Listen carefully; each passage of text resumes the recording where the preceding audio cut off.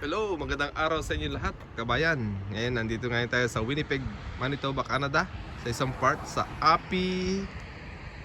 Apipachi Park, 70 El Tacid Drive. So, tingnan natin kung anong part ito.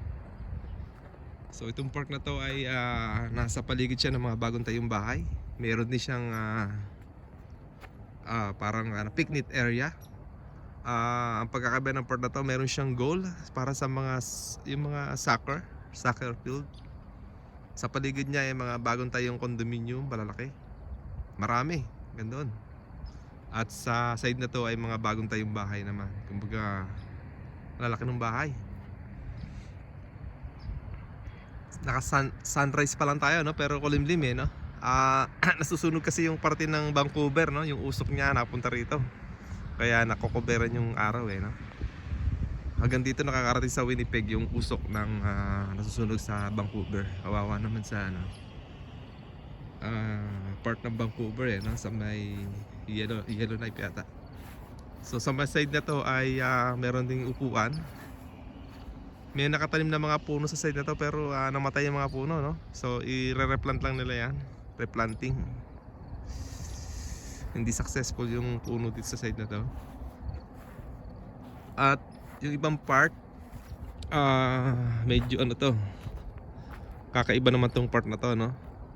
Parang meron siyang kubong maliit sa taas sa mga toddler. Siguro mga 1 to 3 years old. Tapos meron siyang parang tunnel na maliit dito. At merong akyatan ng konti. Parang pan toddler. Sa loob niya ay may nakasulat na mga A, B, C, D, E, F, G hanggang Z. At meron din dito sa parang driving parang sa may sasakyan. Sa may side na yun ay parang tambol na may piano. Ayun yung kanyang patasdusan na maliit. Pang toddler nga ito. Gumamit naman siya ng dark blue o navy blue. Parang green blue eh, no? Na parang light blue at saka black ang combination niya. Tapos may konting picnic area dito. Oh, may number din, no? So yung akyatan niya may number 1, 2, 3, 4, 5, 6, 7, 8, 9, 10. So may tambol naman dito. Okay, so yun yung ano niya. Simple lang, no? Pero ayos naman.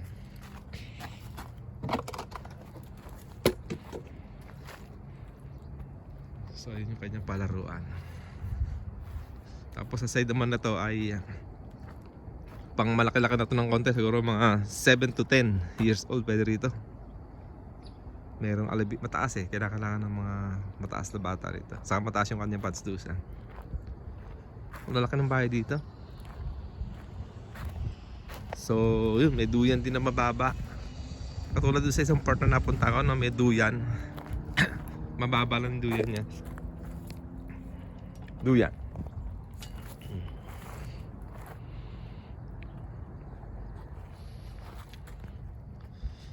So sabi rito ay welcome. Landscape structure naman ang gumawa ng playc.com. This play structure has been designed for the children 5 to 12 years old and requires user to have sufficient strength and coordination. Adult supervision is strongly recommended. So 5 to 12 years old nga ito. So maganda, malinis. Saka medyo maayos.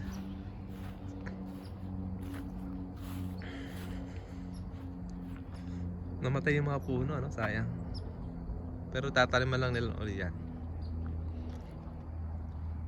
Basahin natin yung bakit si Api Pancini ang pangalan ng park.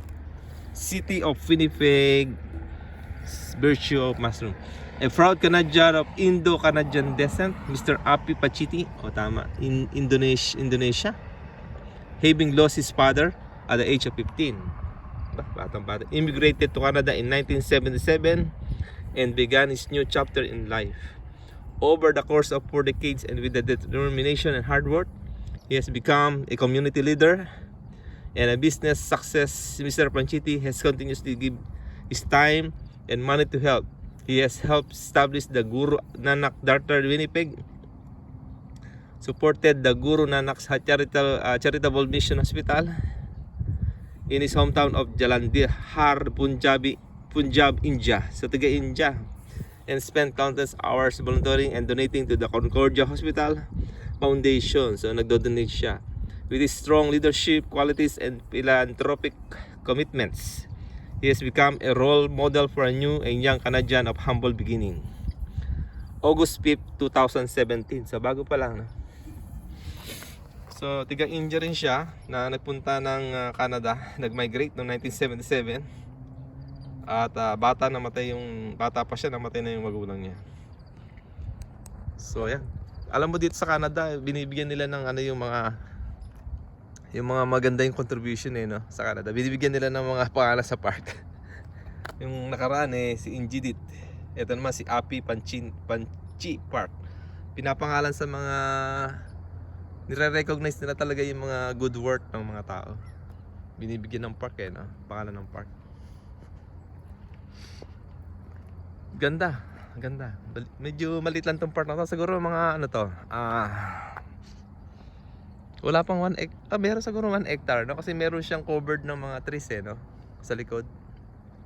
So dahil bago lang tayo tong park na to, bago yung mga bahay siguro mga balang araw to magkakaroon to ng mga iba-ibang pa sa likod.